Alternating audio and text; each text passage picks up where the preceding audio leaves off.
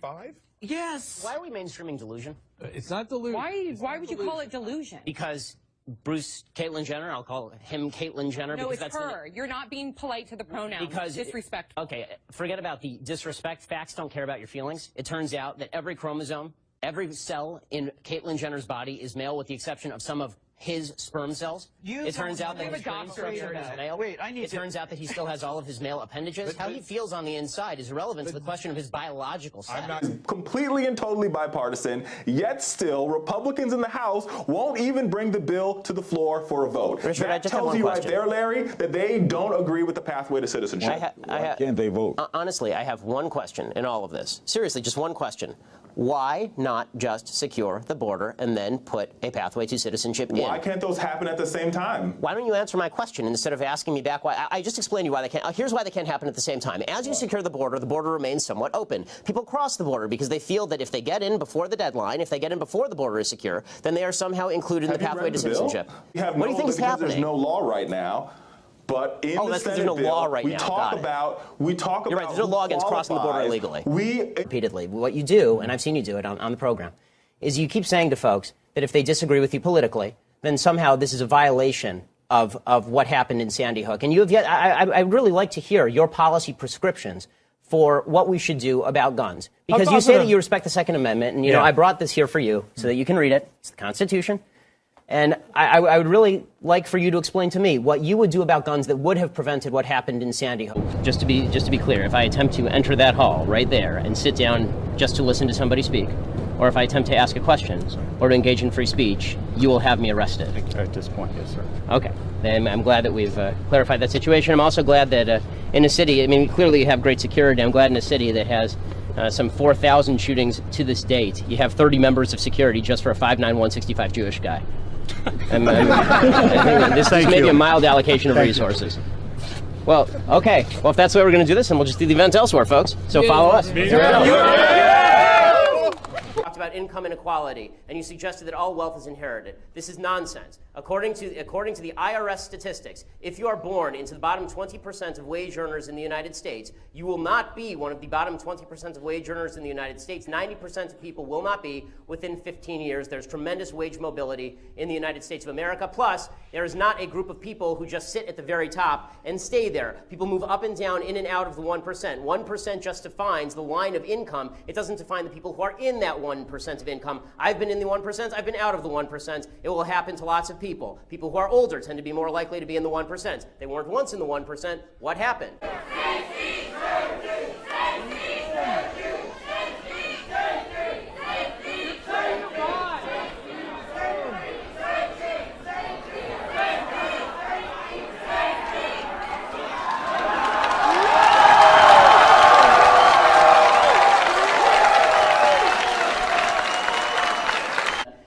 Or the NCAA boycotting North Carolina, but they still have separate men's and women's divisions, which is weird, right? If sex is just arbitrary, then why do you have women's divisions? Why can't it just be a bunch of 6'8" dudes who weigh 300 pounds, you know, banging around in the paint with a bunch of 5'3" women? Right? If we can just trust the government, then why aren't we just trusting the government to do the right thing now? I don't understand why a piece of legislation makes them better at what they do. I mean, the government is not very good at what they're doing now. Why does new wording make them not suck? Because part of the reason... The problem that I have, I think that you can accept and tolerate people's behavior, and that, you know, demonstrates non-homophobia. I think that it is ridiculous to suggest that just because you're not celebrating, you know, on the cover of Sports Illustrated, somebody coming out of the closet, and you think, you know, it's relatively unimportant in the grand scheme of things because people should be able to live their lives the way that they want. I don't really understand. You know, there were folks who were saying that that was a homophobic tweet. I'm still confused as to how it's homophobic simply to say that you don't think it's a heroic move in today's America to come out of the closet the same way that it was maybe 20 years ago. Well, we haven't had an ATF director for the last 10 years. We haven't had an ATF director for the last 10 years because the NRA won't even allow us to have a Surgeon General because the guy wanted common sense gun control. Well, the ATF is a little bit busy smuggling guns south of the border to the drug cartels. Oh, come on. Employees all thought that God's will was the same thing that the owners of Hobby Lobby think God's will is, there wouldn't be an issue here, would they? Because they could give the insurance, whatever insurance, and they could rest assured that their employees would choose like they would. The question in Hobby Lobby is whose freedom is being infringed upon. Employees' freedom is not infringed upon when they enter into a consensual relationship with an employer that includes certain types of health care. Not consensual. Of course it is. They can quit. Who is forcing them? Where is the gun? Explain. Who are the bullies?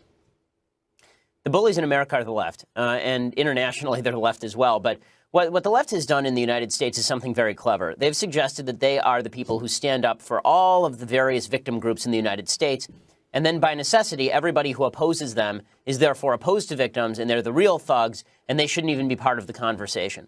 That's why whenever you see Democrats out there, they're always talking about how Republicans have nefarious and evil motives, right? They're racists, they're sexists, they're homophobes, they are only standing up for the rich, they hate the poor. That's the kind of way that the Democrats achieve their goal. Liberals in the United States don't want to have a conversation. They simply want to remove conservatives from kind of the legitimate mainstream political conversation so that they don't have to discuss what's the best policy for the most Americans. On the gun control debate, they keep trotting out children as though we should be taking policy prescriptions from 7-year-olds. You know, it used to be in this country that when a president of the United States said, I'm dealing with this issue because, for example, my 13-year-old daughter cares about nuclear disarmament, we laughed them. We laughed at them. We laughed them out of the public sphere. Jimmy Carter comes to mind. When President Obama walks out there with a bunch of 7-year-olds and says, I'm doing it because these 7-year-olds, they care about gun control, give me a break. I mean, if we're taking our policy prescriptions from kids who can't spell either policy or prescription, we have a problem. Let me tell you something about safe spaces. There's only one group of people who want safe spaces that are race-specific. There are only one group of people that want safe spaces so that they never have to hear from anybody of a different ideology or political persuasion. Those people are called fascists. Okay, and you've got a bunch of fascists, damn fascists on this campus, who are trying to shut down political debate and trying to cloister themselves in this little cocoon of stupidity so they don't have to debate anyone or think about issues outside their kin so that they can feel comfortable. Guess what? Life isn't about feeling comfortable. Life is about bettering yourself. Get off your stupid pansies. They have grave concerns about whether it's appropriate to prosecute somebody for gross negligence, which is why they've done it once that I know of in a case involving espionage. We can stop it there. So when I look this at is the a bunch facts, of crap. Okay, everything he's saying right now is crap. And then I'll explain why this is crap. Number one, as far as the level of intent, he says, did she know she was doing something wrong, right? That's what he says. Those are his words. That's the second element. Did she know she was doing something wrong? Oh, let's see.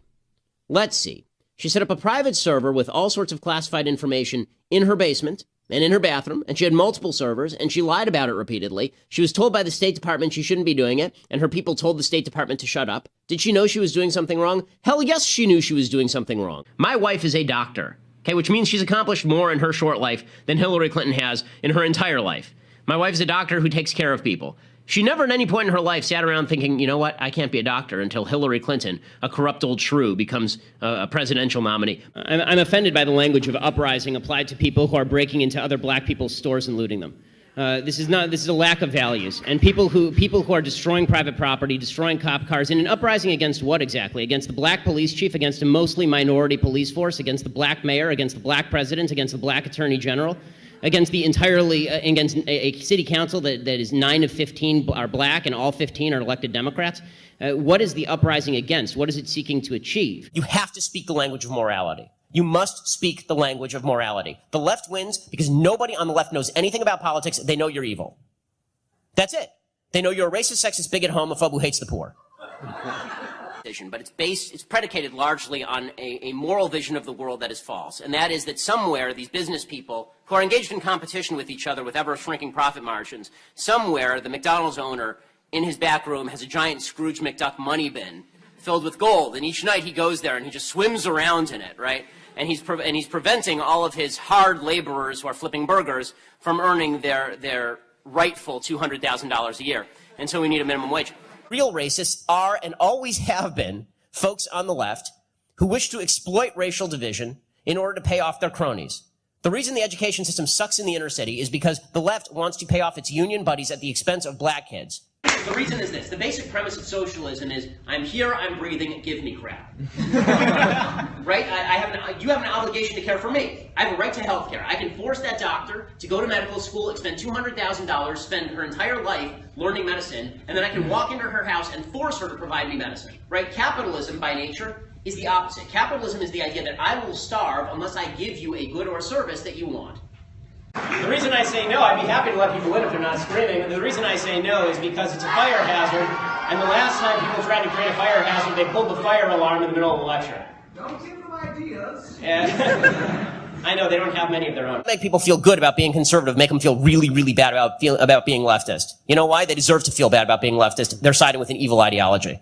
Has rights. I believe that the mother has rights. I simply happen to be a person, and some believe that those mothers' rights deem to usurp those rights. But certainly it's not to disrespect. In what world would any of my rights allow me to kill another human being? First, I don't care about your feelings. Like, just be perfectly clear, I care nothing about your feelings.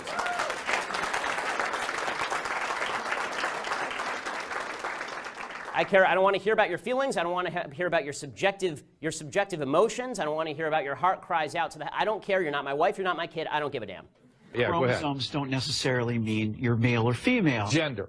With gender identity. Go ahead. No, so especially, but even so, you have a thing like Klinefelter's syndrome. So you don't know what you're talking about. You're not educated on genetics. Would you like to discuss the genetics? No. What are your genetics? So I'd stay away from the genetics and back to the brain scans. You cut that out now, or you'll go home in an ambulance. Yeah, that seems mildly inappropriate for a political discussion. Employer and employee, and I think this is really the root of the morality of minimum wage when it comes down to it. And in two sentences here is that I would never force an employee to work for an employer at a given wage. That violates the 13th Amendment and constitutes slavery or indentured servitude. By the same token, I would never force an employer to pay a given wage to an employee, because that is a lack of consent on the part of the employer and violates basic principles of fairness as well as freedom. Black families have zero or negative wealth.